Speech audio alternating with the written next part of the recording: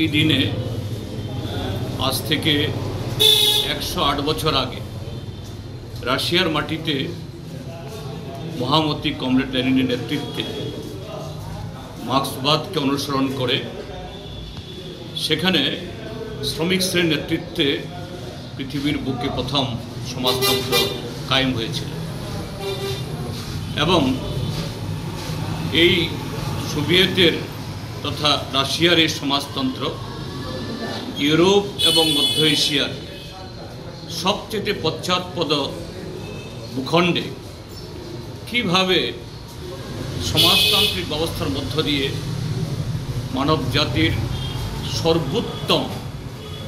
তার উন্নতি সাধন করা যায়, বিকাশ সাধন করা যায়, পাশাপাশি বিশ্ব শান্তি, সারা পৃথিবীর সমস্ত যারা পরাধীন, যারা অবহেলিত, তাদের কাছে পথ দেখানো যায়, তার উদাহরণ তারা তৈরি করে গেছে। যদিও সোভিয়েত কমিউনিস্ট পার্টির আভ্যন্তরীণ কারণে, তার দুর্বলতার কারণে সোভিয়েত ইউনিয়ন আজকে নেই, কিন্তু সেই সমাজতন্ত্রের শিক্ষা সেটা আজকে চীনে,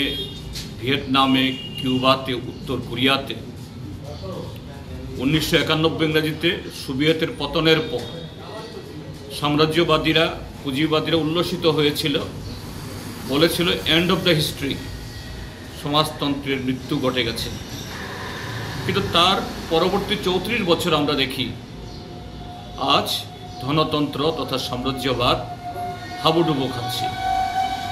সেই জায়গায় উজ্জ্বল মহিমা সমাজতন্ত্রের, তার প্রাসঙ্গিকতা চীন, ভিয়েতনাম, কোরিয়া এবং কিউবা